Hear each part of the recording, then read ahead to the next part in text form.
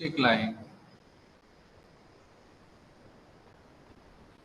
Sir आज मैं discuss करूंगा इंडोर ट्रबल शूटिंग इन एलएचबी कोचेस सर। हाँ इसलिए सुन पा रहे हैं सर?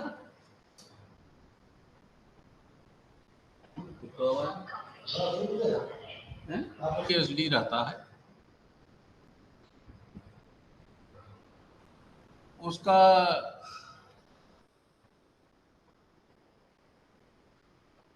पीएचडी से पुल बॉक्स जो है, पुल बॉक्स में हैंडल लगा है, उसको खींचता है, नीचे चला आता है। उसका कनेक्शन ब्रेक पाइप से होता है। इमरजेंसी ब्रेक एप्लीकेशन पूरे रेक में हो जाता है, गाड़ी खड़ी हो जाती है। ऐसा क्यों होता है? ऐसा इसलिए होता है कि इन रेस्पेक्ट टू आईसीएफ कोच में जो पीवी लगा था, उसका जो वेंट होल था 8 mm का, और एलएचबी कोच में 19 mm का होल है, जिसके कारण इसमें पैसेंजर इमरजेंसी पुल क्या हो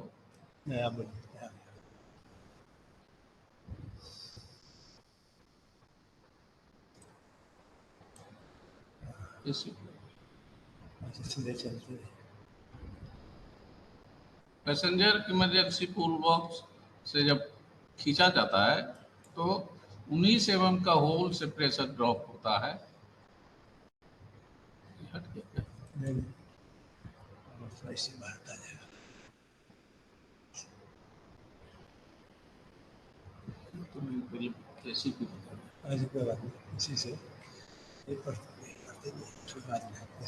इंडिकेशन हो गया है एसीपी के वजह से, तो उसका इंडिकेशन 4 तरीके से होता है। 2 कोच के इनसाइड में होता है इंडिकेशन, और 2 कोच के बाहर साइड में होता है। कोच के बाहर में हम लोग क्या देखते हैं, चेक करने लगते हैं कि एक छोर से दूसरे छोर की तरफ बढ़ते हैं, देखते हैं उसमें कहां से हिसिंग साउंड आ रहा है, और दूसरा इंट्रेंस गेट के ऊपर में एक एलईडी लाइट लगा हुआ रहता है, वो जल जाता है, ग्लो करता है, रेड कलर का हो जाता है। तो वो कोच का डिटेक्शन हो गया कि इस कोच में इमरजेंसी चेन पुलिंग हुआ है, इमरजेंसी चेन पुलिंग हुआ है। उसको रीसेट करने के लिए कोच के अंदर में व्यवस्था है, जबकि आईसीएफ कोच से हम जब तुलना करें तो आईसीएफ कोच में बाहर से ही रीसेट करने के लिए तार दिया हुआ है, उसको खींचते हैं, रीसेट हो जाता है हमारा। लेकिन एलएचबी कोच के अंदर जाकर किस कूपे में हुआ है, इसको देखना है मुझे। तो उसका इंडिकेशन है, एक तो एलईडी लाइट ग्लो होगा, दूसरा उसका पोजीशन चेंज हो जाएगा, जो पुल बॉक्स हैंडल जो लगा है वो नीचे चला आता है, टुवर्ड्स डाउन। उससे डिटेक्शन हो गया मेरा कि इसमें है, इस कूपे में चेन पुल हुआ है। फिर उसे मैं रीसेट करूंगा। रीसेट करने के लिए एक स्पेशल की होता है, उस की के थ्रू एक स्लॉट बना हुआ है, उसमें उस की को घुसाकर क्लॉकवाइज डायरेक्शन में उसे घुमाते हैं, जिससे कि वो रीसेट हो जाता है और वो हैंडल ऊपर उठ जाता है, लाइट जलना बंद हो जाता है, और फिर पीवी से हवा निकलना बंद हो जाता है। पूरे रेक में धीरे धीरे प्रेशर, बीपी का प्रेशर 5 kg हो जाता है। इसमें एक सवाल यह है कि एलएचबी कोच में पीएचडी प्रत्येक कूपे में है, लेकिन आईसीएफ कोच में पीएचडी सिर्फ बाहर में रहता है, इस एक एंड पे। बाकी कूप में अलार्म चेन पुल का हैंडल लगा रहता है, इसको खींचते हैं तो पीएचडी कोच के अंत में वो ऑपरेट होता है, लेकिन उसको मॉडिफाई करके एलएचबी कोच में अंदर में कर दिया गया। मान लिया कोई आईसीएफ में क्या होता है, मान लिया कोई मिसक्रिएंट है, वो अपना अलार्म चेन पुल खींचा, उतर गया, आस्ते से वो बाहर से रिसेट कर दिया और चलते बना, तो उस चीज को अवॉइड करने के लिए एलएचबी कोच में सुविधा दिया गया है कि नहीं, वो भागेगा नहीं, जब तक उसके पास रिसेट की नहीं होगा तो रिसेट नहीं होगा।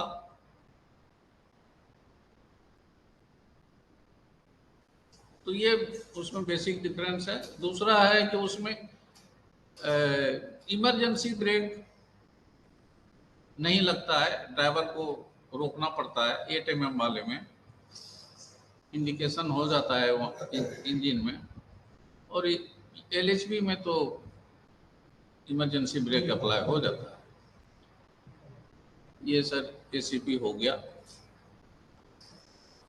दूसरा चैप्टर है brake binding in LHB coaches.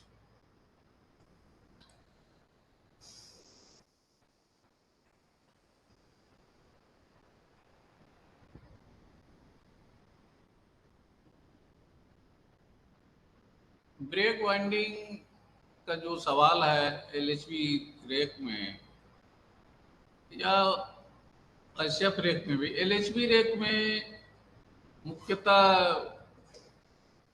देखना है कि ब्रेक वाइंडिंग हो गया, गाड़ी खड़ी हो गई,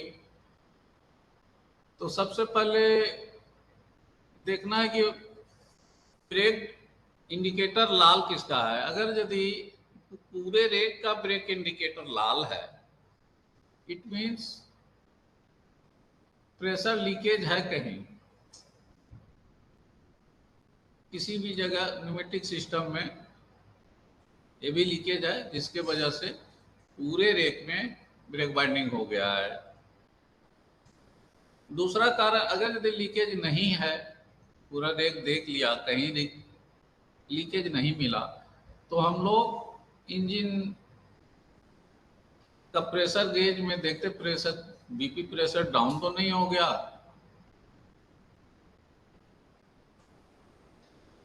पीछे का पावर कार में देखते हैं कि उसमें प्रेशर कितना शो कर रहा है, दोनों डिफरेंस कितना है।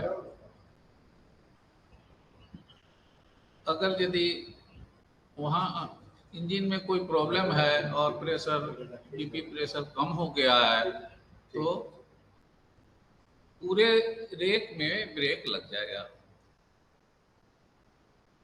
उसको हम लोग समाधान क्या करेंगे, उसको मैनुअली रिलीज करेंगे, ड्राइवर को बताएंगे भाई देखिए ये समस्या है, थोड़ा इम्प्रूव कीजिए।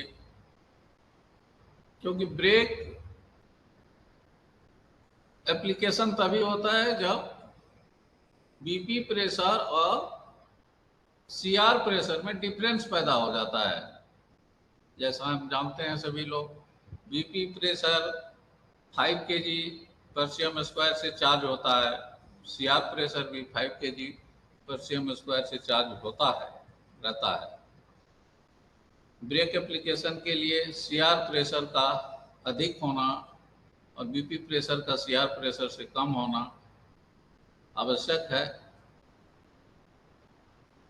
तो जब बीपी प्रेशर घट जाएगा, चाहे वो लीकेज से घटा है या फिर इंजन के खराबी के वजह से, तो उसमें ब्रेक लग गया है।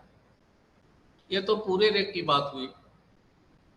कभी कभी हम लोग को ऐसा देखा जाता है, गाड़ी हम लोगों ने मेंटेनेंस के बाद प्लेटफॉर्म में प्लेस किया। प्लेस करने के बाद इंजन लग गया। मान लिया कि इंजन जो गाड़ी प्लेस कर रहा था वो रियर एंड से प्रेस कर रहा था।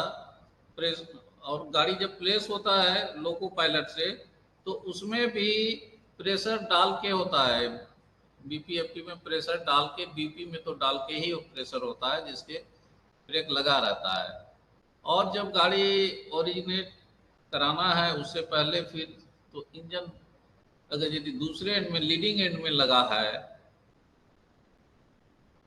और उस जगह गलती अगर यदि हुआ है कि पूरे इंजन लग जाने के बाद पूरे रेक के सभी कोच को रिलीज नहीं किया गया तो एक ब्रेक बाइंडिंग की समस्या उत्पन्न होती है।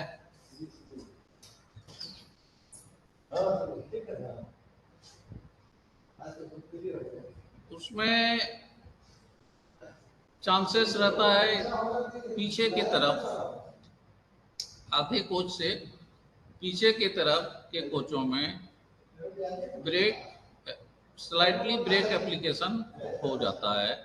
ड्राइवर बोलता है गाड़ी भारी चल रहा है हमारा। उस स्थिति में हम लोग, मैं क्यूआरवी की मदद से पूरे रेक को रिलीज कर देते हैं और गाड़ी नॉर्मल स्पीड से खुला देते हैं। दूसरा स्थिति है, दूसरा स्थिति है ये हाफ रेक में, आधा कोच हाफ रेक में ब्रेक लग गया पीछे से। तो ऐसा तभी हो सकता है जब कोई ऑब्स्ट्रक्शन है या एंगल कॉक बंद हो गया है, आइसोलेट हो गया है उस जगह से, तो आधा रेक में ब्रेक बाइंडिंग होगा। उसको सीधा करेंगे और पूरे रेक में प्रेशर आएगा, फिर ब्रेक रिलीज हो जाएगा।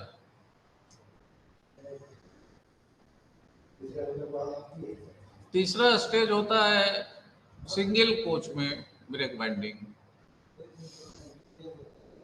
सिंगल कोच में जब ब्रेक बाइंडिंग हुआ है उसको हम लोग सिंपली रिलीज करना है।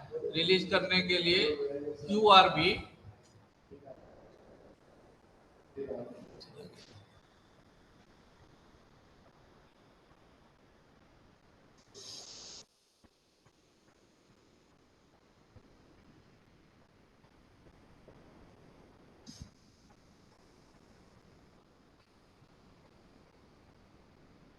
क्विक रिलीज वाल्व हैंडल से, हैंडल लगा रहता है, उसको पुल करने से बीपी और एफपी का प्रेशर बराबर हो जाता है, जिसके वजह से ब्रेक बाइंडिंग रिलीज हो जाना चाहिए, ब्रेक डिस्क ग्रीन हो जाना चाहिए। ये फर्स्ट स्टेप है। हम लोग ब्रेक बाइंडिंग अटेंड करने जाएंगे तो ये मेरा फर्स्ट स्टेप है। फर्स्ट स्टेप में क्या करना है, वही क्यूआरवी पुल हैंडल को खींचना है। खींचने से बीपी और सीआर का मेन ब्रेक जो एप्लीकेशन हुआ है, जैसा मैं पहले बोला, बीपी का प्रेशर कम होता है, सीआर का प्रेशर ज़्यादा हो गया है। कारण जो भी है, ओवरचार्ज हो गया हो या जो भी है, उसको मुझे लेवल कर देना है, बराबर कर देना है। उसको खींचने से सीआर का प्रेशर जीरो नहीं होगा, बीपी और सीआर का प्रेशर इक्वल हो जाएगा और ब्रेक हमारा रिलीज हो जाएगा। ब्रेक इंडिकेटर ग्रीन हो गया, फिर उसे फिजिकली चेक कर लेंगे कि वास्तव में ब्रेक रिलीज हुआ या नहीं हुआ। अगर यदि ब्रेक इंडिकेटर लाल ही रह गया, ब्रेक इंडिकेटर, ये बाईपास बुला के ब्रेक बाइंडिंग,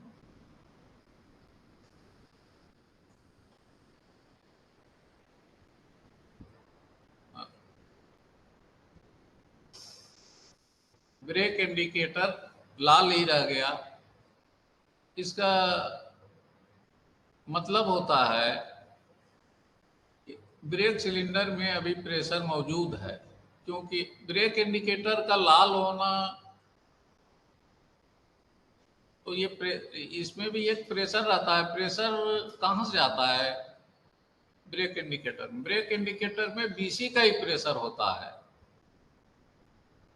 तो जब तक अगर यदि ये ग्रीन हो गया तो समझ जाए बीसी में प्रेशर नहीं है। अगर यदि लाल है, रेड कलर का है, तो ब्रेक सिलेंडर में प्रेशर है, तभी वो इंडिकेटर लाल है। तो हम लोगों ने उसका क्यूआर भी खींचा था, उसके बावजूद वो ब्रेक इंडिकेटर लाल ही रह गया, लाल रह गया। तो अब सोचना है आगे क्या करेंगे। तो सेकेंड स्टेप में करेंगे। इसका ये मतलब है कि हमारा हो सकता है ये चोकिंग है। कहाँ से? बीसी जो ब्रेक सिलेंडर कनेक्टेड होता है बॉगी बॉडी कनेक्शन से, और फ्लेक्सिबल पाइप जो 600 या 650 mm का होता है। दूसरा, ब्रेक सिलेंडर में फ्लेक्सिबल पाइप है, हो सकता है उसमें हमारा चोकिंग है, या फिर फ्लेक्सिबल पाइप में ट्विस्टिंग है, उस वजह से हमारा प्रेशर नहीं निकला। तो सेकेंड स्टेप में ब्रेक पैनल के ऊपर हमारा आइसोलेटिंग कॉक दिया हुआ है। ब्रेक पैनल पर 4 आइसोलेटिंग कॉक हैं।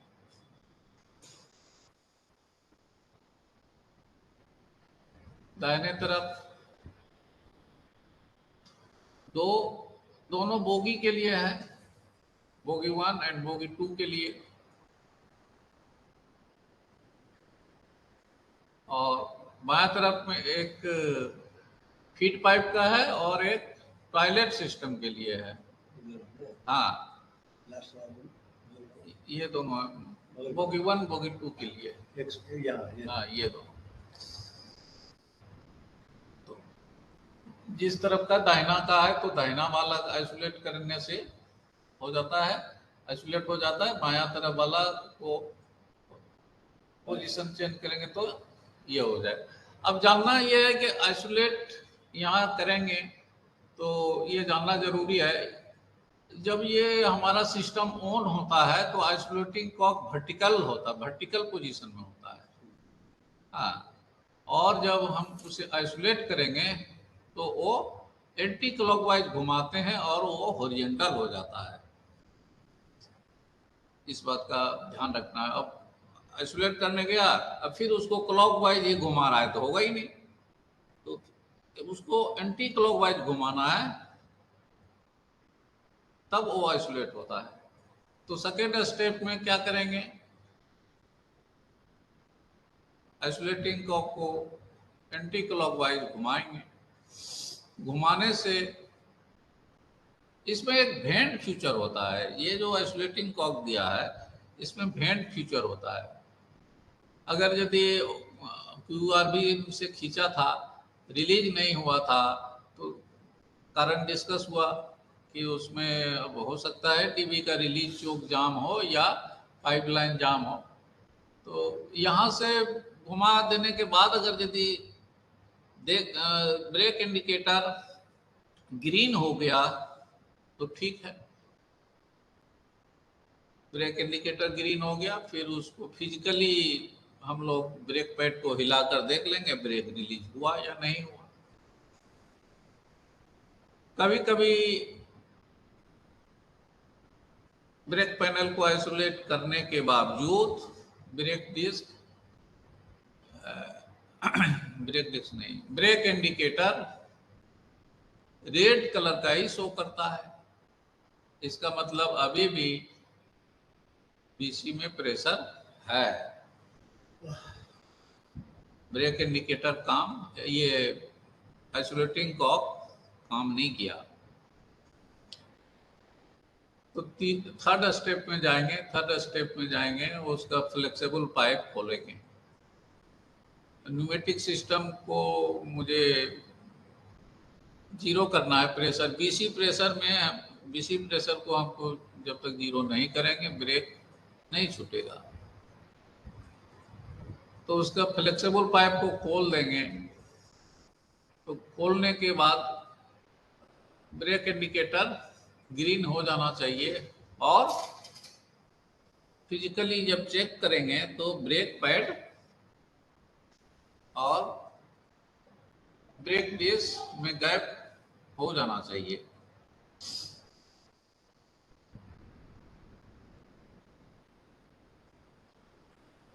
कभी कभी ऐसा मिला है, ये तो न्यूमेटिक सिस्टम हुआ। तो ब्रेक बाइंडिंग अगर यदि न्यूमेटिक सिस्टम में गड़बड़ी की वजह से हुआ है तो इतना तीन स्टेप में वो रिलीज हो जाता है। अगर यदि ये तीनों स्टेप में भी नहीं हुआ, तीन स्टेप हम लोगों ने फॉलो किया और ब्रेक रिलीज नहीं हुआ,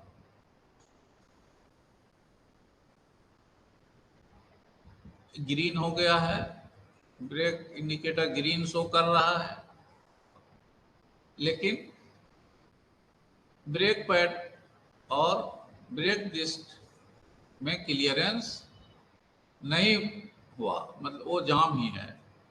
तो अगला स्टेप हम लोग करते हैं कि हम लोग उसमें रिसेटिंग प्लग रहता है। ब्रेक सिलेंडर में रिसेटिंग प्लग होता है। कहाँ फोटो दिखा,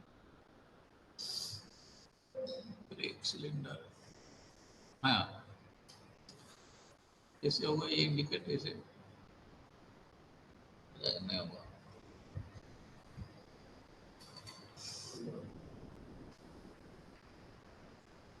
ब्रेक सिलेंडर में एक रिसेटिंग नट लगा रहता है।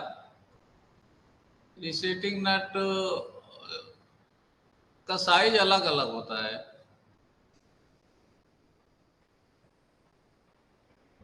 जैसा कि हम लोग जानते हैं, brake air brake system LHB में 3 कंपनी के द्वारा लगाया गया है। एक फेबली का है, दूसरा नॉर ब्रेमसी का, और तीसरा स्कॉट का है। तो नॉर ब्रेमसी में 27 नंबर का स्पाइनर रिंग रेंज से, मोस्टली रिंग रेंज से सुविधा होता है। तो उससे उसको क्लॉकवाइज घुमाते हैं। क्लॉकवाइज जब घुमाएंगे, ये ध्यान रखना इस बात को कि उसे क्लॉकवाइज में ही घुमाना है, तब उसमें क्लियरेंस बन जाएगा। और फेबली के केस में 46 नंबर का, इस बात का ध्यान रखना है, उसमें 46 नंबर का स्पाइनर यूज करेंगे। लेकिन स्कॉट के केस में उसमें ब्लेड लगा हुआ रहता है, पंखी के जैसा। फैन में जो ब्लेड है उस हिसाब से ब्लेड लगा हुआ, ब्लेड को घुमाना पड़ता है, उसको भी क्लॉकवाइज ही घुमाना है गैप बनाने के लिए।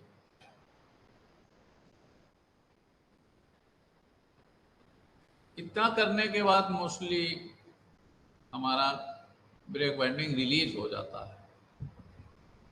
लेकिन कभी कभी ब्रेक सिलेंडर सभी का तो रिलीज हो गया, किसी एक खास ब्रेक डिस्क पे ब्रेक रिलीज नहीं होता है, ऐसा देखा गया है।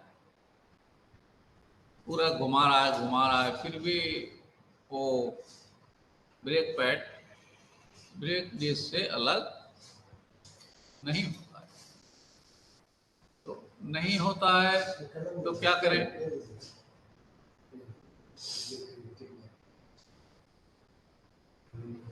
ब्रेक पैड को मेरा जो टेक्नीशियन है उसे तोड़ देगा, तोड़ के किसी तरह से ब्रेक पैड को निकालना है वहां से।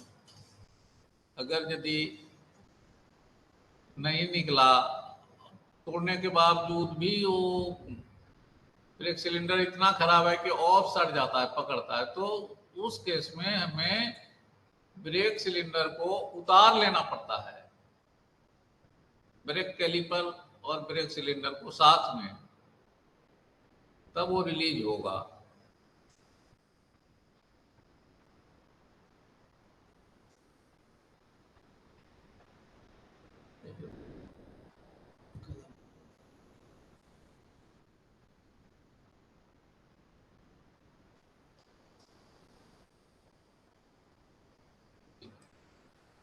तो ब्रेक बाइंडिंग तो रिलीज हो गया, तो गाड़ी को हम लोग छोड़ेंगे नहीं इस कंडीशन में। गाड़ी को छोड़ने से पहले मोस्टली लोग ऐसा देखा गया है, प्लेटफॉर्म पे हुआ ब्रेक बाइंडिंग का रिपोर्ट हुआ है, आइसोलेटेड बोगी को आइसोलेट कर दिया और गाड़ी को अलाउ कर दिया। लेकिन नहीं, ऐसा नहीं करना है, हम लोग को सिस्टमेटिक ढंग से फॉलो करना है। गाड़ी को रिलीज करने के बाद सबसे पहले हम लोगों को फीड पाइप का जो आइसोलेटिंग कॉक है, एक फीड पाइप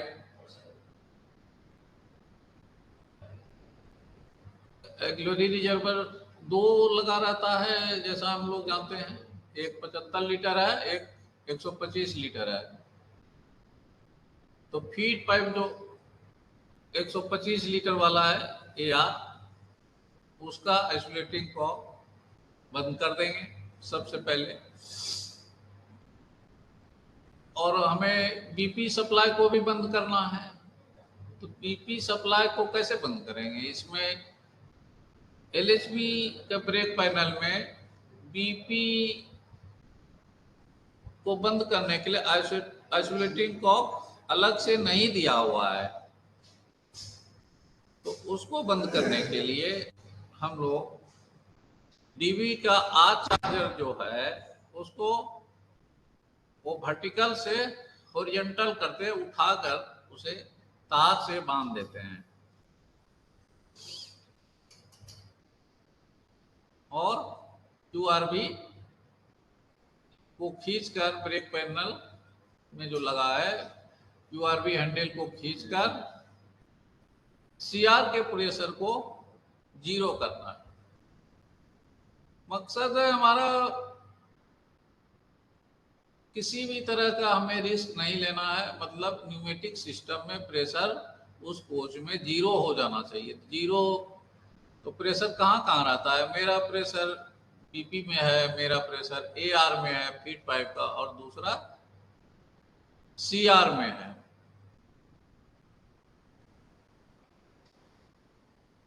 मान लिया कहीं कुछ में फेलियर हुआ तो दोबारा ये इंसिडेंट हो सकता है, इसलिए सभी को आइसोलेट करना जरूरी है। और जब सभी आइसोलेट हो गया तो QRV हैंडल को खींचकर अंत में CR प्रेशर को 0 कर देना आवश्यक है, और फिर हम गाड़ी को नॉर्मल स्पीड से हम अलाउ करेंगे। ये हमारा ब्रेक बाइंडिंग हो गया, बाईपास कर देंगे।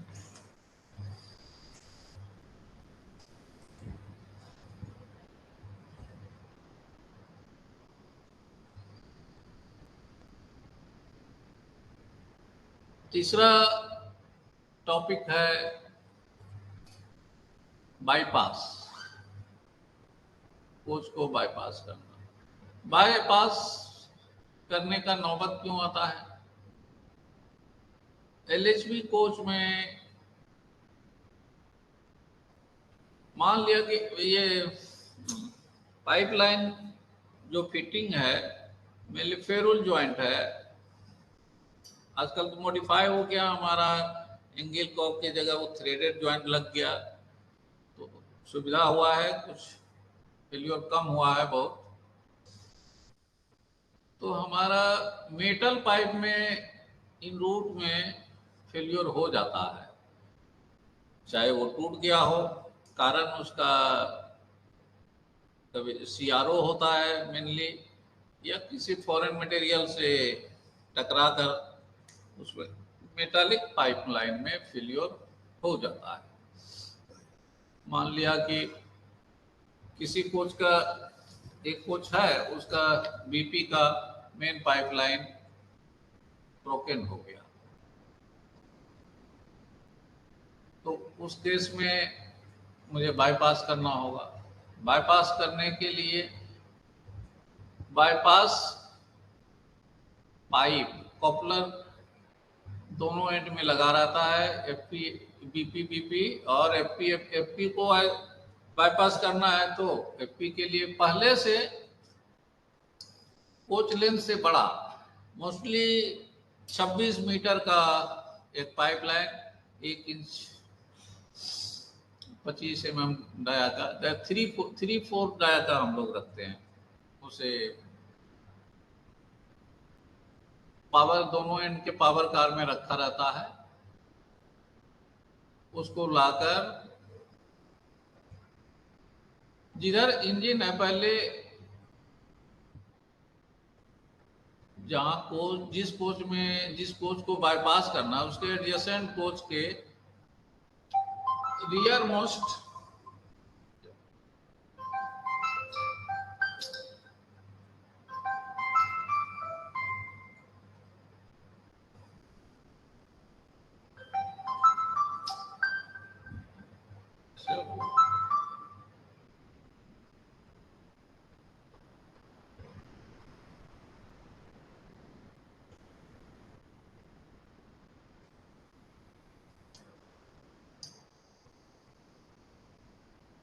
कहाँ चल रहे थे हम लोग, बाईपास। हाँ, तो इंजन के तरफ से बीपी के एंगल कॉक को एडजेसेंट कोच जिसको हमको करना है उसके एडजेसेंट कोच के बगल वाले एडजेसेंट कोच के बीपी रियर का एंगल कॉक बंद कर देंगे हम। बंद करने से क्या होगा, उसके पीछे का जितना बीपी प्रेशर है सब निकल जाएगा, और पाइप को हम अनकपल कर लेंगे। अनकपल करने के लिए हम लोग जो रास्ते में एचपीडी हो जाता, होस पाइप डिस्कनेक्ट हो जाता था, उसको बचाने के लिए उसमें टी लॉक का प्रोविजन किया गया है। तो टी लॉक से सबसे पहले खोल के पाम एंड को अलग करेंगे दोनों तरफ, और इसके पाइप को जो बाईपास पाइप है उसके एंगल को, उसका पाम एंड को उसके होस पाइप से जोड़ेंगे। जोड़ने के बाद फिर टी लॉक लगा देंगे, और कोच के पैरेलल में पूरे पाइप को ले जाना है, उसको हैंग कर देना है, फंसा कर जीआई वायर से बांध देना है कि रास्ते में वो हैंग ना कर जाए, गिर ना जाए। थोड़ा थोड़ा दूर पर बांधते जाएंगे, और दूसरे कोच के बगल वाला कोच के बीपी पाइप से फिर इसको जोड़ देंगे। तो जोड़ दिया तो मेरा ये कोच बाईपास हो गया। बाईपास तो हो गया, लेकिन इसका जो ब्रेक एप्लीकेशन हुआ है इसमें, उसको हम क्यूआरबी से फिर रिलीज कर देंगे। ब्रेक को रिलीज करके बोगी को आइसोलेट कर देंगे, दोनों ट्रॉली को आइसोलेट कर दिया तो ब्रेक फ्री हो गया। इस तरह से तो बीपी का बाईपास हो गया। मान लिया कि एक ऐसा केस है जिसमें फीड पाइप का पाइप बस्ट कर गया है, टूट गया है। उस केस में जैसा कि हम लोग जानते हैं, फीड पाइप के बिना अभी एलएचबी को चलाना बहुत मुश्किल है। फीड पाइप में प्रेशर के बिना एलएचबी कोच चलाना मुश्किल है, क्योंकि एलएचबी कोचेज में सेकेंडरी सस्पेंशन में एयर स्प्रिंग लग गया है, और एयर स्प्रिंग फीड पाइप के प्रेशर से चलता है।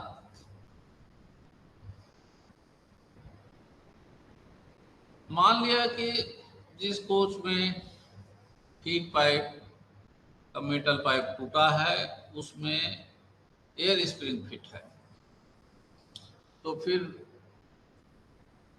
उसको तो जिस तरह से बीपी को बाईपास किया था तो बाईपास तो हमें करना ही होगा, तो बाईपास फीड पाइप को उसी तरह से कर दिया। लेकिन एयर स्प्रिंग तो काम नहीं करेगा, तो जब एयर स्प्रिंग काम नहीं करेगा तो हम गाड़ी नॉर्मल स्पीड से नहीं चलाएंगे, इसमें स्पीड रिस्ट्रिक्शन देंगे 60 kmph का।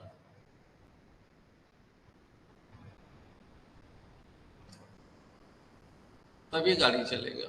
मान लिया कि ये तो एक कोच का हुआ, कभी कभी ऐसा देखा गया है, सीआरओ हुआ है रेक में, तो एक कोच के बदले में एक कोच में नहीं कई कोचों का पाइप टूट गया है। मान लिया एक से अधिक 2 कोच का टूट गया है, 3 कोच का टूट गया है, तो किसी का फीड पाइप टूटा है, किसी का ब्रेक पाइप टूटा है, तो हम उस हिसाब से, क्योंकि हम लोगों के पास ट्रेन में मोस्टली 2-2 सेट दिया हुआ रहता है, बाईपास पाइप अवेलेबल होता है। इनकेस मान लिया कि सिर्फ फीड पाइप का खराब हो गया तो हम लोग यूनिवर्सल कपलिंग भी दिए हुए रहते हैं गाड़ी में, जिसमें एक एंड में बीपी का पामेंट और दूसरे एंड में एफपी का पामेंट लगा रहता है। जरूरत पड़ने पर बीपी के बाईपास पाइप को फीड पाइप में के बाईपास पाइप के तरह यूज कर सकते हैं, बशर्ते उसे हम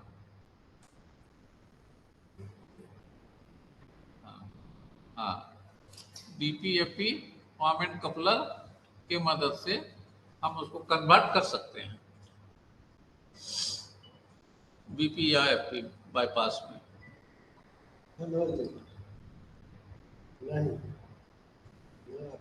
तो इस तरह से हमारा बाईपास का टॉपिक खत्म हुआ। बाईपास में और कुछ नहीं करना है।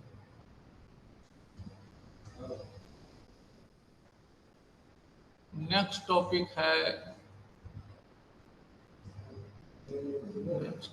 है हमारा फीवा।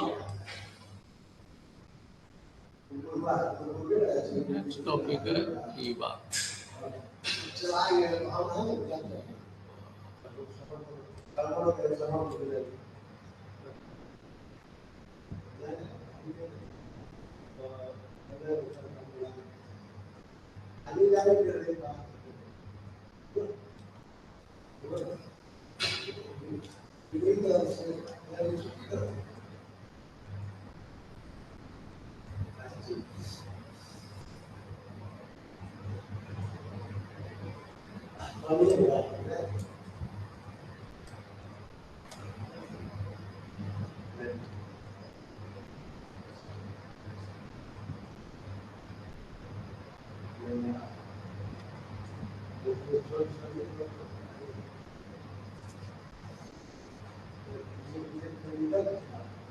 फीवा जैसा कि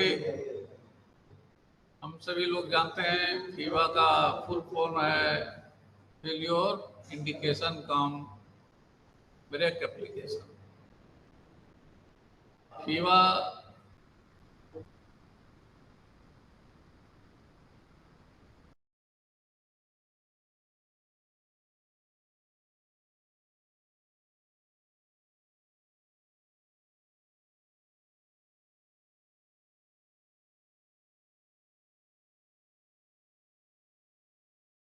LHV rake 160 kmph, 130 kmph, 110 kmph से ऊपर ही चलती है, तो हाई स्पीड सेल और स्टॉपेज बहुत दूर दूर है, तो मान लिया बीच में ये एयर स्प्रिंग में कोई खराबी आ सकती है,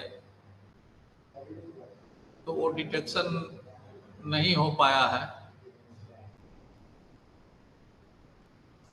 तो कोई खराब इंसिडेंस हो सकता है। उसको डिटेक्ट करने के लिए, उसको रोकने के लिए फीवा लगाया गया है। अगर यदि कोई समस्या आती है एयर स्प्रिंग में, उसका चाहे वो बस्ट हो गया है या फिर उसमें हवा का सप्लाई नहीं है, तो वैसी स्थिति में गाड़ी को हमें उसे फीवा के द्वारा ब्रेक लगाकर गाड़ी को खड़ा कर देना, उद्देश्य यही है।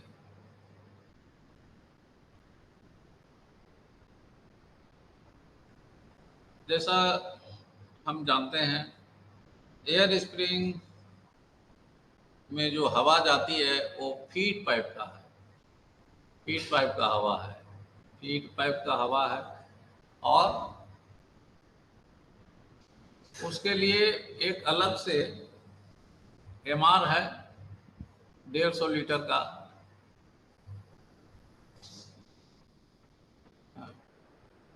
हाँ 150 लीटर का है, एमआर है। और उसके बाद दोनों बीच में है, और उसके बाद दोनों बोगी में आइसोलेटिंग कॉक फिट होता है। तो मान लो किसी तरह का समस्या आती है एक में, तो वहां से बंद कर देंगे, इसलिए प्रोविजन किया गया है। और वहां से जो पाइप निकल कर जाता है वो सीधा लेवलिंग वाल्व के थ्रू एयर स्प्रिंग में कनेक्ट हो जाता है। लेवलिंग वाल्व इसलिए लगाया गया है कि उसके एयर स्प्रिंग के लेवल को मेंटेन करके रखता है। सर स्क्रीन पे फोटो नहीं आ रही सर। स्क्रीन पे फोटो नहीं आई। जी सर।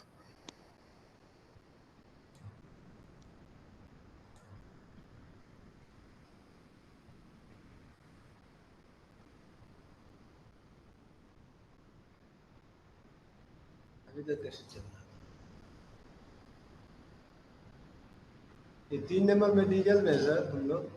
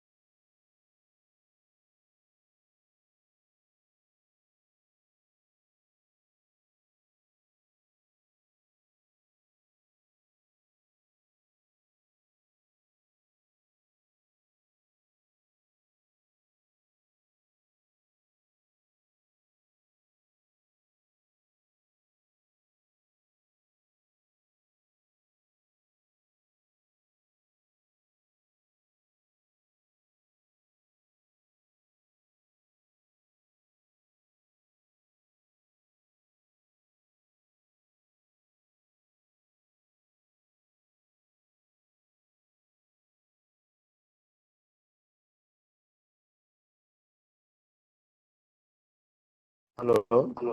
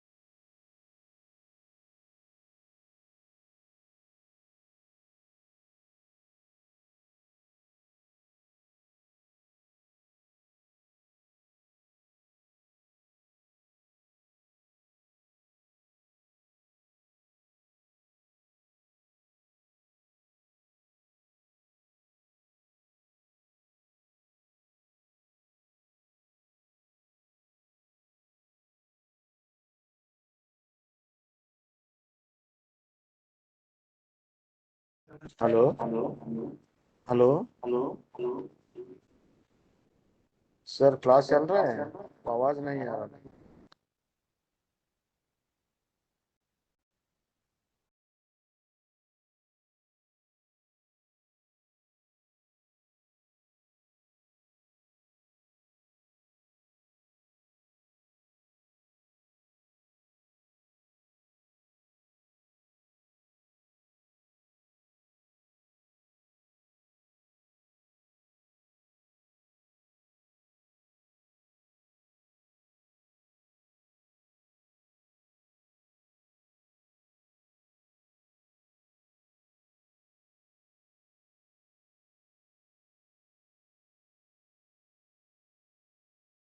Hello hello.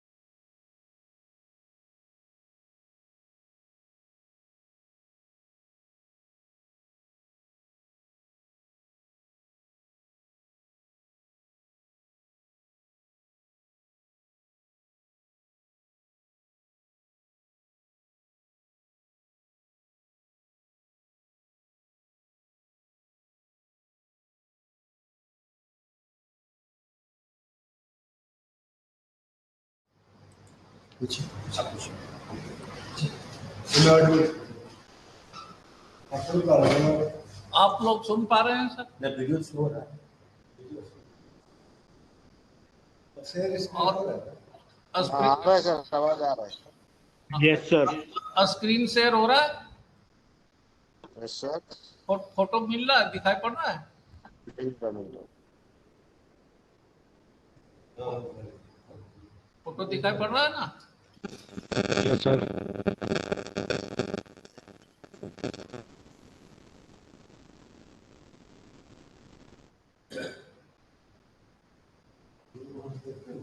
पार्टिसिपेंट्स आपके स्क्रीन पे जो है ये एयर स्प्रिंग का जो है पीपीटी का जो है रे डायग्राम जो है विजिबल है। दिखाई दे रहा है sir. visible sir, yes sir. it is visible sir. Yes sir, visible है सर।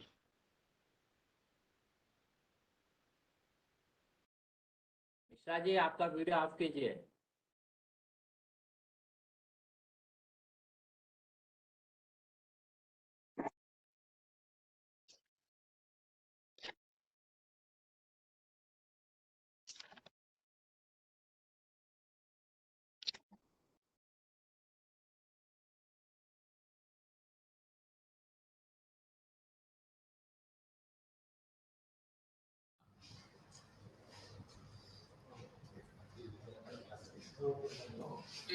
एयर स्प्रिंग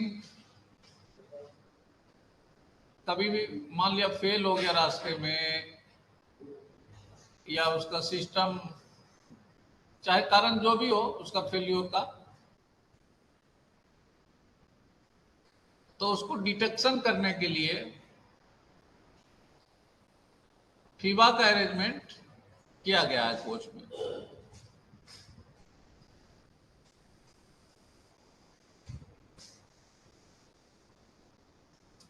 फीबा एक कोच में दोनों ट्रॉली के लिए अलग अलग रहता है।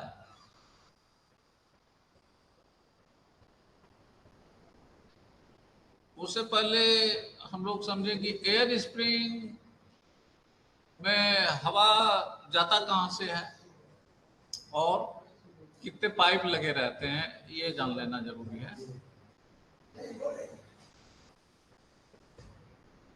तो एयर स्प्रिंग में एयर प्रेशर देने के लिए फीड पाइप का प्रेशर रहता है। इसमें फीड पाइप से एक मेन रिजर्वर बना दिया गया है, 150 लीटर का व्यवस्था है जिसमें, और वहां से दोनों ट्रॉली में लगे एयर स्प्रिंग में हवा सप्लाई किया जाता है। जैसा कि आप पिक्चर में देख रहे होंगे, एक आइसोलेटिंग कॉक लगा है दोनों ट्रॉली को आइसोलेट करने के लिए। उस आइसोलेटिंग कॉक से दोनों तरफ दो पाइप निकलकर दोनों एयर स्प्रिंग में जाता है। इसमें एक लेवलिंग वाल्व लगा हुआ है, लेवलिंग वाल्व के थ्रू एयर स्प्रिंग में हमारा जा रहा है। इधर एयर स्प्रिंग, चार एयर स्प्रिंग में चला जा रहा है। एयर स्प्रिंग के ऊपर में एक बोल्स्टर का जो डोम लगा रहता है, वो हमारा एक्सिलरी रिजर्वर का काम करता है। उसकी कैपेसिटी 60 लीटर होती है एयर एलएचबी में। ऐसे पे केस में 40 लीटर होता था, लेकिन एलएचबी के केस में 60 लीटर होता है। और इस दोनों एक ट्रॉली दोनों एयर स्प्रिंग के बीच में एक डीसीबी डुप्लेक्स चेक वाल्व लगा रहता है। डुप्लेक्स चेक वाल्व इसलिए लगाते हैं कि इन केस कभी एक एयर स्प्रिंग में अगर यदि दोनों के प्रेशर डिफरेंस 1.5 kg पर सीएम स्क्वायर हो गया है, तो जिधर प्रेशर डिफरेंस जिसका ज़्यादा होगा और वह प्रेशर दूसरे एयर स्प्रिंग को डुप्लेक्स चेक वाल्व के थ्रू दे देगा। तो हम लोग देख रहे थे फीबा, तो फीबा का तो पिक्चर नहीं है इस फोटो में। एयर स्प्रिंग हो गया तो ये फट हाँ। जाता है एयर वेल हाँ ना, तो वो फीवा इन केस के जो वो देखना है ना। एयर स्प्रिंग ये दूसरा अच्छा ये सब आपको मिल चाहिए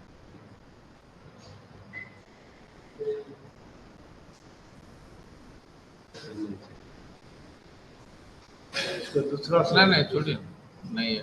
है फिर दूसरे में फिर डाउनलोड अभी किया क्या? ना दूसरा हम एक्टिविटी दूसरा खोलते हैं ये वाला इसको हम मिनिमाइज कर सकते हैं इसको मिनिमाइज डाउनलोड करना डाउनलोड फिलहाल माय पीसी में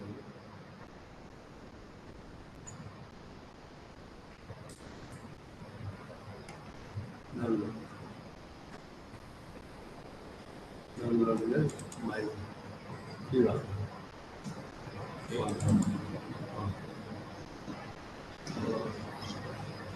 इसको सेव करना शेयर ठीक है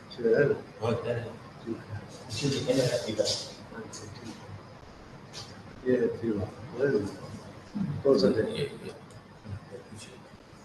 बस फीवा का लाइन डायग्राम अब स्क्रीन पर शेयर किया गया। ये देख रहे, इसको इनेबल करना है ना। नहीं हो गया मुश्किल कर लो हाँ जी हाँ। ये जो डुप्लेक्स चेक वाल्व के दोनों तरफ से एक एक पाइपलाइन, ये फीवा अरेंजमेंट है, एक बॉक्स है, इसमें वाल्व लगा हुआ है जो वो भी आगे बढ़ रहे हाँ, चेक कर दें हाँ, वो भी प्रेशर डिफरेंस होने पर एक्टिव होता है। कितना प्रेशर डिफरेंस होगा तो एक्टिव होगा। ये 1 kg दोनों एयर स्प्रिंग में अगर यदि 1 kg पर cm स्क्वायर का डिफरेंस हो जाता है तो फीवा हमारा एक्टिवेट हो जाएगा। तो फीवा एक्टिवेट होता है। फीवा में देखिए हमारा 4 कनेक्शन है। एक तो ये दोनों एयर स्प्रिंग का कनेक्शन है ये पाइपलाइन से, और उसके बीच में दो आइसोलेटिंग कॉर्ड एक एक लगा है। और तीसरा जो पाइप है फीवा को जो लगाएगा तो ब्रेक लगाना है इसका काम। ब्रेक लगाने के लिए इसका कनेक्शन बीपी से भी होना जरूरी है। तो एक कनेक्शन इसका बीपी से होता है, और एक चौथा कनेक्शन इसके लिए एक ब्रेक इंडिकेटर अलग से लगाया गया है। एक फीवा मतलब एक ट्रॉली के लिए दोनों साइड में एक एक ब्रेक इंडिकेटर लगा हुआ है। तो किसी कारणवश एयर स्प्रिंग में हवा का प्रेशर घट गया, चाहे वो बस्ट हो गया हो या चलते समय उसमें फॉरेन मटेरियल स्टोन ब्लास्ट से हीटिंग हुआ है, या फिर इसका पाइपलाइन टूट गया है, तो फीवा एक्टिवेट हो जाएगा। फीवा एक्टिवेट हो जाएगा तो ब्रेक इंडिकेटर सबसे पहले इसका लाल हो जाएगा, प्लस पूरे रेक में इमरजेंसी ब्रेक लग जाएगा और गाड़ी खड़ी हो जाती है। गाड़ी खड़ी हो गई है तो ये डिटेक्ट, गाड़ी खड़ी हो गई है, फीवा एक्टिवेट हो गया है, तो उसको इंडिकेशन देने के लिए फीवा जहाँ पे लगा हुआ है वहाँ का हिसिंग साउंड बहुत तेजी से होता है, और इंडिकेटर लाल है। जब गाड़ी चेक करते जाते हैं तो पता चल जाता है इस कोच में फीवा एक्टिवेट हुआ है। तो फीवा एक्टिवेट हुआ है तो सबसे पहले हमें गाड़ी चलाना है, तो देख करना क्या है, सबसे पहले वो जो बीपी का पाइपलाइन, बीपी को हम आइसोलेट करेंगे। जैसे बीपी को आइसोलेट करेंगे तो जो हिसिंग साउंड है बहुत जोर से, वो बंद हो जाएगा, मेरा बंद हो जाता है। बंद हो जाने के बाद अब एग्जामिन करते हैं कि इसमें क्या हुआ है। सबसे पहले दोनों बेलों को देखते हैं, दोनों बेलों में से कोई बर्स्ट तो नहीं कर गया है, हवा तो लीकेज नहीं हो रहा है। अगर यदि हवा लीकेज हो रहा है तो फिर क्या करेंगे, उसे हम उस ट्रॉली को आइसोलेट कर देंगे। और ये जो फीवा में जो दोनों पाइपलाइन गया है एयर स्प्रिंग का, उसके आइसोलेटिंग कॉक को बंद करेंगे। बंद करने से ये विथ वेंट है, ये इसमें विथ वेंट है, तो एयर स्प्रिंग का हवा जल्दी से निकल जाता है और ये डिफ्लेट हो जाता है स्प्रिंग दोनों, और इमरजेंसी स्प्रिंग के ऊपर आके बैठ जाता है और लोड इमरजेंसी स्प्रिंग पे चला जाता है। इसके बाद हम लोग इस फीवा को आइसोलेट करके,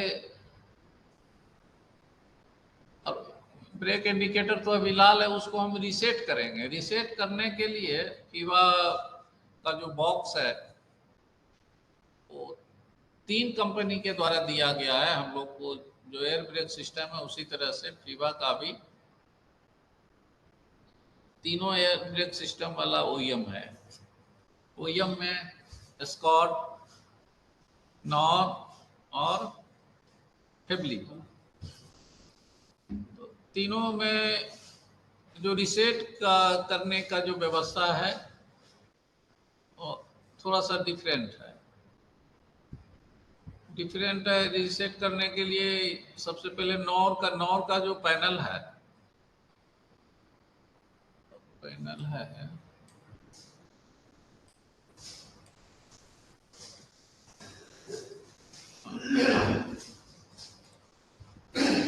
नॉर का पैनल में सिंपल एक नॉब है जो ऑन कंडीशन में वर्टिकल पोजीशन में होता है, और जब हमें वर्टिकल कंडीशन में है तो ये हमारा नॉर्मल पोजीशन है। और जैसे इसको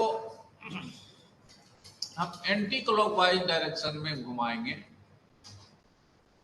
और फिर वर्टिकल पोजीशन में लाएंगे तो हमारा ये रीसेट हो जाता है और ब्रेक इंडिकेटर रेड से ग्रीन हो जाता है। लेकिन फेबली के केस में फेबली का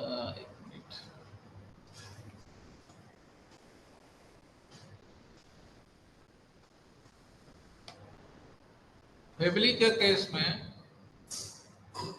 2 बटन दिया हुआ है। फेबली के केस में 2 बटन है, तो 2 बटन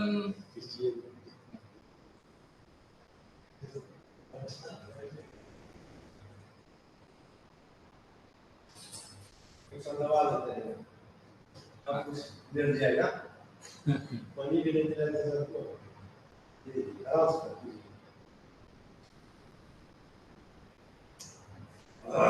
इस बार जो है ना हम अपने बना लेंगे।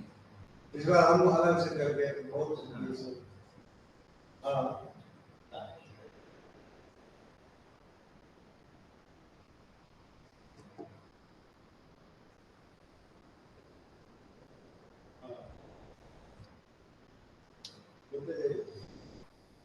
हाँ, तो फेबली में 2 बटन दिया हुआ है, जैसा आप देख रहे होंगे आप लोग फिगर में। दोनों को कुछ सेकंड के लिए, 3 से 4 सेकंड के लिए एक साथ पुश करना है। लेकिन पुश करने से पहले इसमें भी ध्यान रखना है कि ब्रेक पाइप से जो कनेक्शन है फीवा डिवाइस में, उसके बीच में जो आइसोलेटिंग कॉक, उसको बंद कर देना है, क्लोज करके रीसेट करना है, नहीं तो फिर ये रीसेट नहीं होगा। जब ये क्लोज करके बंद रीसेट किया हम, तो क्या होगा, ब्रेक इंडिकेटर ग्रीन हो जाएगा। और फिर उस जिसको आइसोलेट किया था, आइसोलेटिंग कॉक को, उसको रीओपन कर देंगे। इस तरह से फीवा रिसेट हो गया। एस्कॉर्ट के सिस्टम में, फीवा डिवाइस में 3 चेन लगा रहता है पुल बॉक्स में। हाँ, ये रिंग लगा है, तीन। इसका भी रिसेट करने का तरीका वही है। फिर आइसोलेटिंग कॉक को पहले बंद कर देंगे। फिर नीचे में जो इस 3 का पोजीशन में देखेंगे, एक रिंग जो है ऊपर में लगा रहता है थोड़ा सा, और 2 एक सीध में है। तो सबसे पहले नीचे वाला जो दोनों एक सीध में है, दोनों उंगली घुसा के दोनों हाथ का एक उसको कुछ सेकंड के लिए खींच देना है, पुल करना है और छोड़ देना है। 2-3 सेकंड करके छोड़ देना है। उसके बाद सेंटर में जो रिंग है उसको खींच लेना है कुछ सेकंड के लिए। देखा जाता है ब्रेक हमारा फीवर रिसेट हो गया, ब्रेक इंडिकेटर रेड से ग्रीन हो गया। जब ग्रीन हो गया तो फिर हमें आइसोलेटिंग कॉक को सीधा कर देना है। तो ब्रेक इंडिकेटर हरा हो गया, आइसोलेटिंग कॉक को सीधा कर दिया, रिसेट हो गया है। और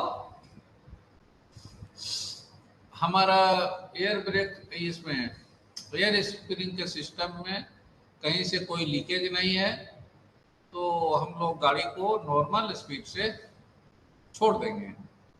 उस सेक्शन का जो स्पीड है उस स्पीड से जाएगा।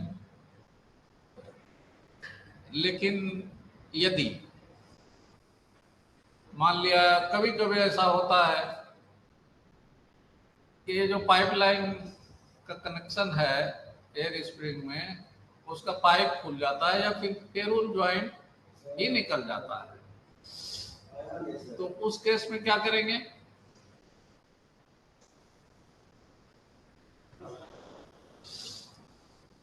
पहले तो सबसे पहले हमें बीपी का हवा को ड्रॉप होने से रोकना है, इसलिए उसके आइसोलेटिंग कॉक को फीवा के बीच जो कनेक्ट है उसको आइसोलेट करना है।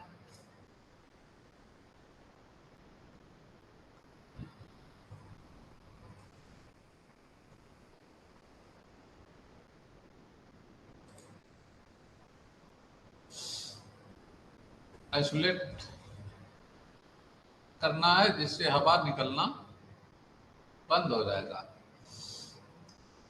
बंद होने के बाद फिर जब एग्जामिन कर रहे हैं तो पता चल रहा है कि मुझे फ्लेक्सिबल पाइप जो है डुप्लेक्सिक वाल्व के बाद जो आ रहा है कनेक्शन फीवा में, उसका खुल गया है। तो खुल गया है तो क्या उस तरह से गाड़ी छोड़ देंगे? नहीं, हम लोग पाइप को लगाने का कोशिश करते हैं। अगर यदि वो फेरुल नहीं लग पा रहा है तो उसे हम लोग डमी प्लग बना के रखे रहते हैं। डमी प्लग से उसको हम लोग प्लग कर देते हैं और फीवा डिवाइस को आइसोलेट कर देते हैं। फीवा डिवाइस को आइसोलेट कर देंगे और पाइप को प्लग करके एयर स्प्रिंग में हवा जाना चाहिए। फीवा आइसोलेट रहेगा कुछ देर के लिए, फिर वो इंफॉर्मेशन हो जाएगा कंट्रोल के थ्रू, डेस्टिनेशन में जाके फिर उसको ठीक कर दिया जाएगा और गाड़ी नॉर्मल स्पीड से जाएगी। लेकिन यदि किसी कारणवश प्लग नहीं है हम लोगों के पास, या फिर प्लग फिट नहीं हो पा रहा है, बैटरी डैमेज हो गया है, तो फिर उस जिधर टूटा है उस वाले को आइसोलेट करके फिर 60 kmph का स्पीड रिस्ट्रिक्शन लगा करके ही गाड़ी को छोड़ना पड़ेगा, उसका उपाय नहीं।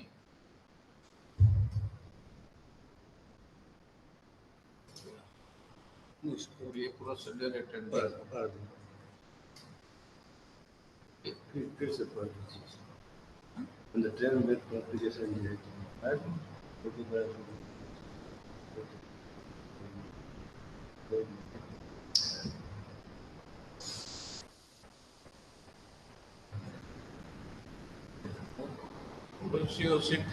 ये सब तो हो गया है। ठीक है, अच्छा। अब क्या लगा?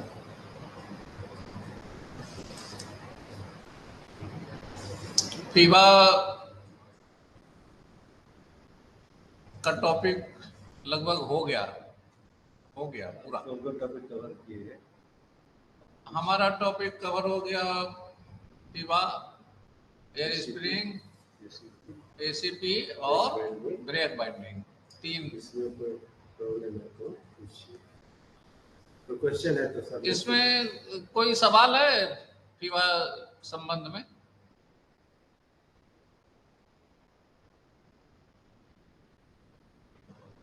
पार्टिसिपेंट कृपया बताएं। Any questions, sir? Experienced teacher is available here for you, sir. Have you any questions regarding these topics? ACP, brake binding, air spring, PIVA? Sir, your question is most welcome, sir.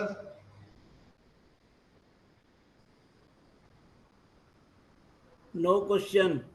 No question. अच्छा, very good, sir.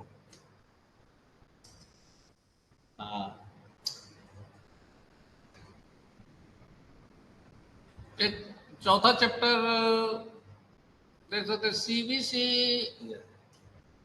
Properly lock हुआ है या नहीं, इसका थोड़ा सा चर्चा हो जाए। चौथा चैप्टर सीबीसी का। हाँ,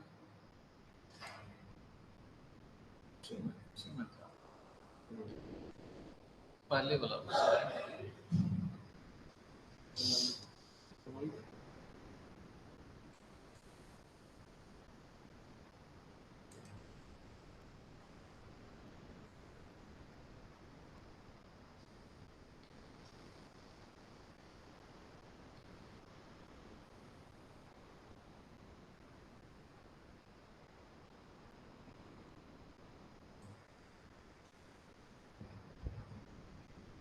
क्लियर दिख रहा है सर सीबीसी वाला? हाँ, चलिए बोलिए।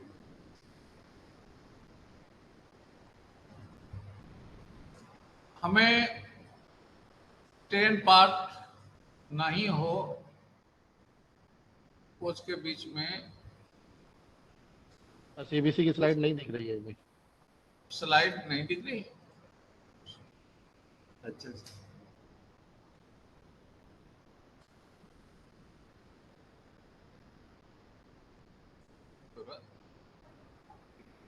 थोड़ा जूम करके दिखाइए। अच्छा जी।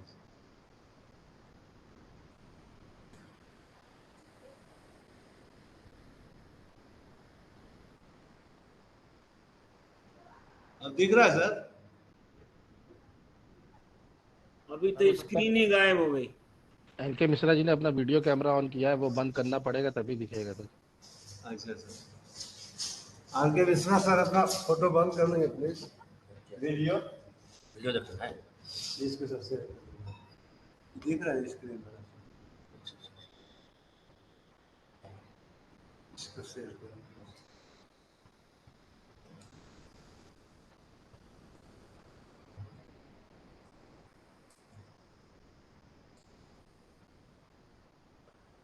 आ गया सर बड़ा।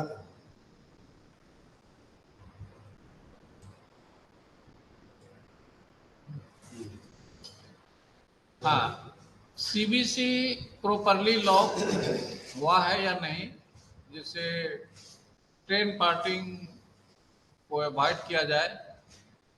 गाड़ी हाई स्पीड में रहती है, बीच में नकल मेरा खुल जाता है, उसको रोकने के लिए हम लोग को प्रॉपर लॉकिंग हुआ या नहीं उसे इंश्योर करना है। तो हम लोग जानते हैं हम लोग का जो कोच है उसमें एच टाइप का टाइट लॉक CVC लगा हुआ है। तो मुख्य रूप से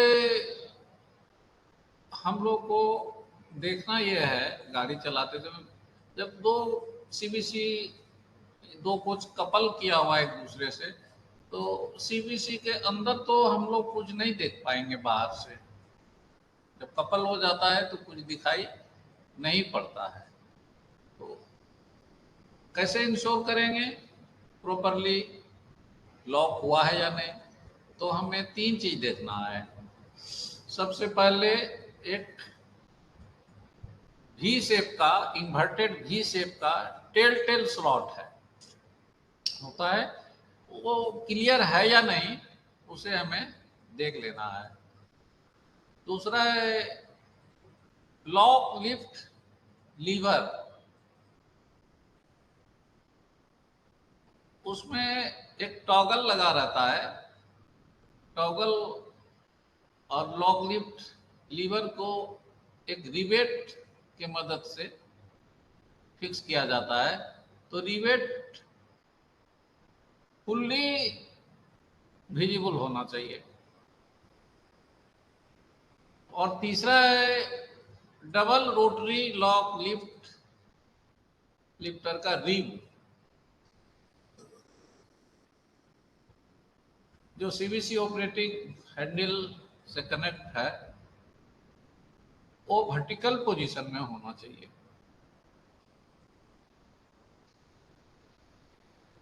अगर यदि इस तीनों में से एक चीज नहीं है, तो जैसे inverted V shape tail slot जो है, वो अगर यदि हम दूसरे तरफ से देख रहे हैं तो आर पार क्लियर दिखाई पड़ना चाहिए। अगर यदि वो ऑब्स्ट्रक्टेड है तो इसका मतलब है मेरा लॉक लिफ्ट लीवर का रिवेट वो भी दिखाई नहीं पड़ेगा। दूसरा है क्या, ये रोटरी लॉक लिफ्टर का जो रिब है वो वर्टिकली नहीं होकर वो तिरछा हो जाएगा। उस स्थिति, अगर यदि ऐसा स्थिति है तो हम समझेंगे कि मेरा CVC का जो लॉक है वो प्रॉपरली लॉक नहीं है।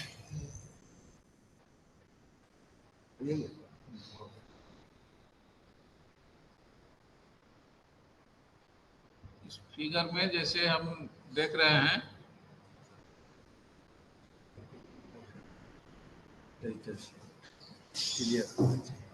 हाँ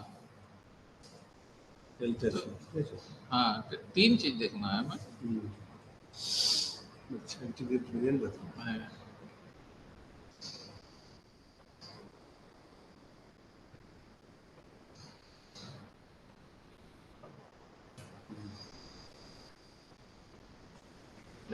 सेट क्लियर है, इसमें मल्टीपर्पज की से उसको हैंडल को लॉक कर देना है।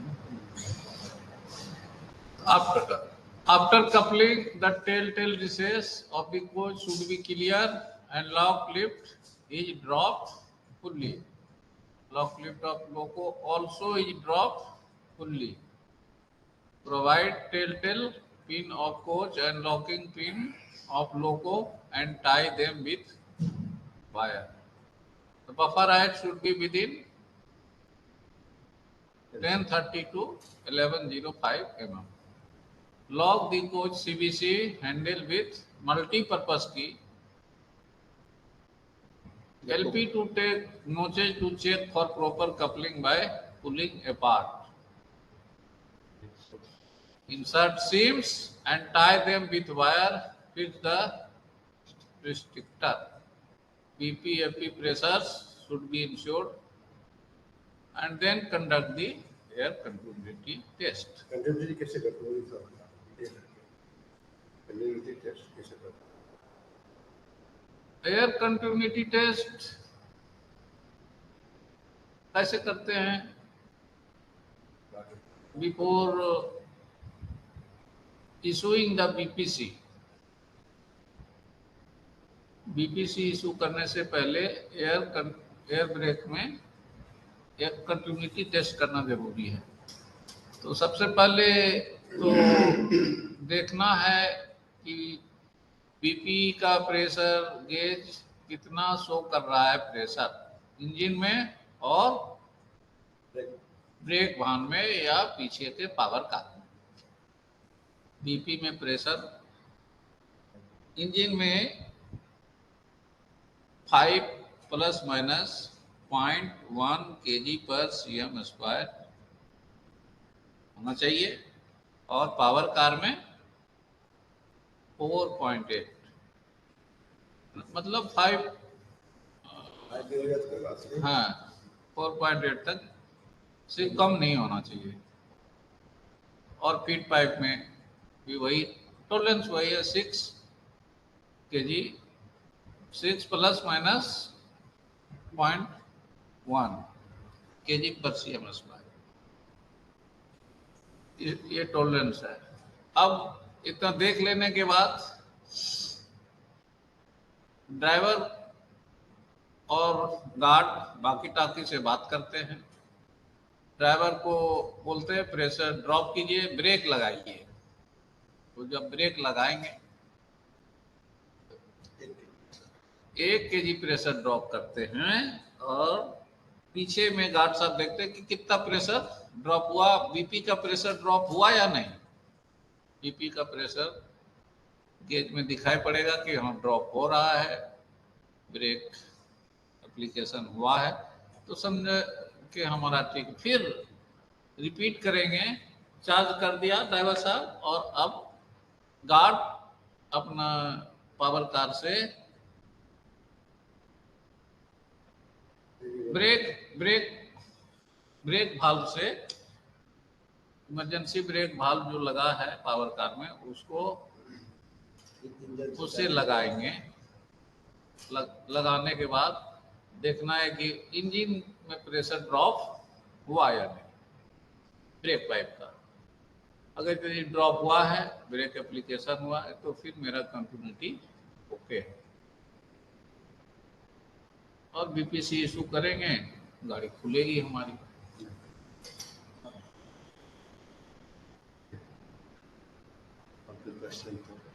और इस संबंध में कोई सवाल है?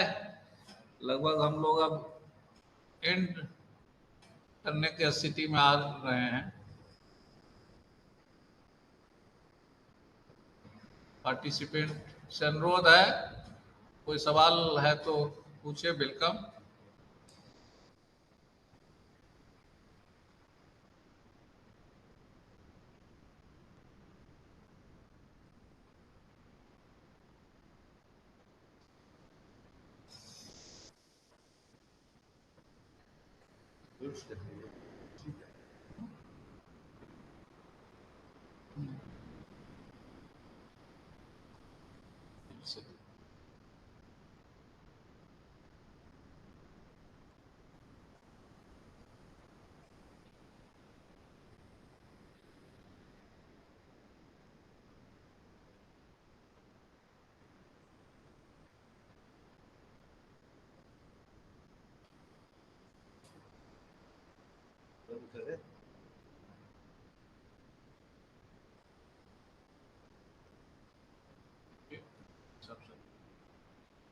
और कोई सवाल भी है सर इसमें? इतने हम लोग टॉपिक आज कवर किए हैं। आज एसीपी अलार्म चेन पुल कहाँ से रीसेट करते हैं, ब्रेक बैंडिंग क्या है, unwanted braking as brake binding, उससे संबंधित what are the procedure steps for releasing the brakes, then after air spring, फीवा, एसीपी और ये कंटिन्यूटी टेस्ट, इन सबसे और 10 पार्टी, इनसे संबंधित अगर कोई सवाल है तो सर आप पूछ सकते हैं please. You are most welcome sir. अथवा आप अनुमति करेंगे तो हम इनको रिलीज कर देंगे सर। बीएल साहब आए महतो साहब भागलपुर से, इनको बहुत ट्रेन चलाने का अनुभव है, 6 महीने में रिटायर करेंगे। हम तो अनुभव को आपके पास लाए हैं कि अनुभव जो सिखाता है, अनुभव ही 5वां मिनट है। हाँ बोला जाए सर प्लीज। झटके की प्रॉब्लम का कुछ अभी भी हल नहीं निकल रहा है, बहुत गालियां पड़ती हैं। क्या सर? अभी भी कोई रेलवे वाला मिल जाता है ना कोच के अंदर, तो उसको बहुत गालियां देते हैं। गाली ब्रेकिंग और देते हैं? एक्सीलरेशन के टाइम जो झटके लगते हैं, तो उसको हाँ। आप उसको बोलिए अगर कहीं किसी ने कुछ इनोवेशन किया है आरडीएसओ के अलावा, तो उसको जरूर शेयर करें। आरडीएसओ में जो इनोवेशन होते हैं उसको शेयर करना है। आरडीएसओ या उसके अलावा। अच्छा अच्छा, जी सर, जी सर। थैंक यू सर, आपका ख्याल रखेंगे अभी। देन आफ्टर कल इस पर जो है ना एयर स्प्रिंग और फीवा पे अलग से, WSP पे अलग से स्पेशल क्लास होगा खान साहब का, तो जो छूटा बड़ा है सब क्लियर हो जाएगा कल। एनीवे, आपने बहुत धैर्यपूर्वक इस लेक्चर को सुना और आप बधाई के पात्र हैं सर। इसके साथ ही सर को रिलीज कर रहा हूँ कि नहीं, अब कोई सवाल नहीं है। ठीक है sir, thank you for lunch sir, thank you for patient hearing sir. इनको अपलोड जरूर कर दीजिए लेक्चर्स और प्रेजेंटेशन को, ये बहुत काम की चीज है। अच्छा, स्टाफ को थैंक यू। समझाने पढ़ाने के लिए बहुत काम की चीज है। Thank you. Okay, thanks sir, very good, very much, thank इनको यू। जरूर बोल दीजिए कौन पात्रा साहब है या कौन करेगा, इनको अपलोड जरूर कर दें। हाँ हाँ, अभी इनको लोड कर देता सर उस पर। जी जी जी, बहुत बढ़िया, अच्छा मेहनत से बनाया है आपने, उसके लिए आप बधाई के पात्र हैं। अभी जस्ट लोड करेंगे सर। हाँ हाँ, ठीक ठीक ठीक। हाँ, 2 मिनट में आपको जो कोर्स पेज है ना उस पर आ जाएगा सर। अच्छा अच्छा, ठीक। थैंक जी यू वेरी मच। जी सर, आपने 2 मिनट। बढ़िया R&D करी है। नहीं, पढ़ा के तो आप अनुभव है तो सबके। तो पूछ रहे हैं बीएल साहब, अच्छा लगा जो हम पढ़ाए, कुछ बात था किए, डिस्कस किया जो। हाँ डिस्कस किए तो अच्छा लगा सर, ये पूछ रहे हैं। बहुत अच्छा लगा, बहुत अच्छा डॉक्टर लगा। साहब, आपने बहुत बारीक चीजों को पकड़ पकड़ के आपने वो किया है। हाँ 3 टाइप के होते हैं। Thank you thank you sir. Sir. तो आए हैं, बहुत सुंदर, थैंक यू सर। तो इसको अपलोड कर देते सर प्लीज। जी जी जी, थैंक यू वेरी मच, कर दीजिए अभी फिर हम। ओके सर, अभी करते सर। अच्छा, प्रणाम, ठीक है सर। जी, सादर नमस्कार। नमस्कार। जी, आपको भी सर, सबों को, जो बच्चे हैं और जो बड़े बड़े डिप्टी साहब हैं। पार्टिसिपेंट में भी अलग अलग वैरायटी है। कोई रेलवे शुरू किया है, कुछ रेलवे से जा रहे हैं। और पढ़ाने वाला हमेशा गुरु होता है। और बीएल साहब ऐसे, इनका भी 6 महीना रिटायरमेंट है सर प्लीज। तो कहा कि क्यों न इनके अनुभव का फायदा लिया जाए, तो स्पेशल बिल्कुल पर्पज से। बिल्कुल बिल्कुल, यही तो रेलवे ऐसी चलती है। जी जी सर, थैंक यू। आपने इतना अच्छा सुना सर, तो बहुत धन्यवाद सर। तो क्लोज करता हूँ सर, ठीक है सर। अच्छा जी, thank you thank you. Thank you sir, प्रणाम।